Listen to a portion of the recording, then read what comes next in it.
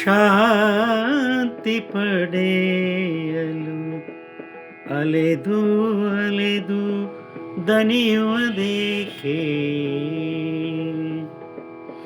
ಕುಟುಂಬದವರ ಜೊತೆ ಬೆರೆತು ಕಷ್ಟ ಸುಖ ಹಂಚಿಕೊಂಡರೆ ಬೇರೆ ಇನ್ನೇತಕ್ಕೆ?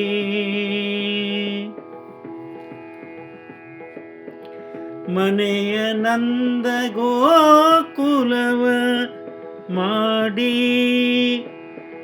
ನಿಜಾತ್ಮ ಶಿವನ ಪೂಜಿಸುತ್ತಲಿದ್ದರೆ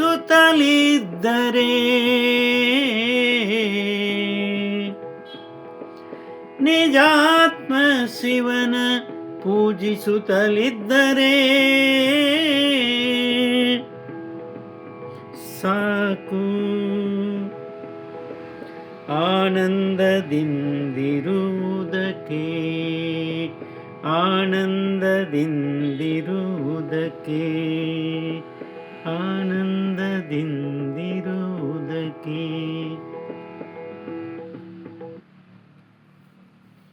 ಈ ಶಾಂತಿ ಎನ್ನುವುದು ನಾವು ಭಾಳಷ್ಟು ಹೊರಗೆ ಶಾಂತಿಧಾಮಗಳಿಗೆ ಹೋಗಿ ಅಲ್ಲಿ ಶಾಂತಿ ಸಿಗ್ತತಿ ಅಂಥೇಳಿ ಬಹಳ ದೂರ ಪ್ರಯಾಣ ಬೆಳೆಸ್ತೀವಿ, ದಣಿದುಕೊಂಡು ಬರ್ತೀವಿ.